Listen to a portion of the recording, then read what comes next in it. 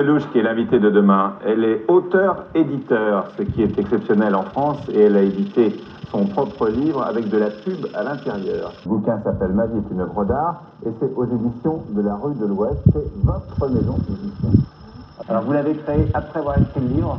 Oui, j'ai fait ça complètement à l'instinct, c'est-à-dire que j'ai écrit le livre, et une fois que je l'ai écrit, comme c'était quelque chose d'assez anticonsensus, assez violent, j'avais pas tellement envie d'aller voir les éditeurs, et je me suis dit pourquoi pas essayer de créer une maison d'édition. Et j'ai tout fait comme ça à l'instinct, et peut-être si j'avais su avant tout ce que ça représentait. J'ai des écrivains en France qui sont pas très majeurs, ils sont toujours obligés d'aller voir des éditeurs. Là, j'essayais de faire comme les peintres qui s'exposent chez vous, ou qui s'exposent dans leurs appartements, qui se créent des lieux pour s'exprimer. Le premier livre de la maison d'édition, vous allez éditer d'autres écrivains maintenant? Non, justement, non. Ce que je trouverais bien, c'est que d'autres écrivains qui aient des idées, qu'on soit plusieurs à avoir des idées. Donc l'idée de mettre la maison d'édition comme ça à l'instinct, puis à chaque étape, je pensais que j'allais finir par m'arrêter, que bon, ça aurait été une belle aventure, et puis que ça allait s'arrêter. Et puis à chaque fois que j'ai eu des idées, les gens ont marché avec moi.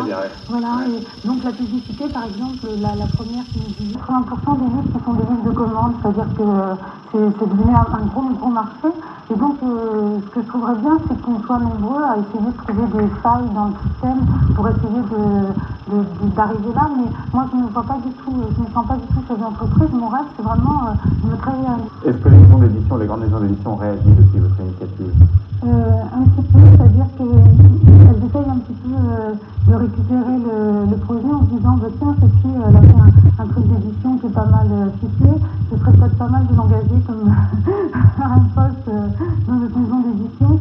Et pour celles qui ont réagi, ça a été plutôt ça, sinon j'ai pas eu encore beaucoup d'écho. Et vous, ce que vous voulez, c'est être libre et indépendant? Oui, complètement. Je voudrais écrire et en passer par personne quand j'écris.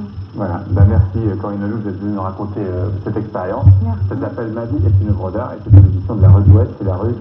Vous habitez. Vous habitez.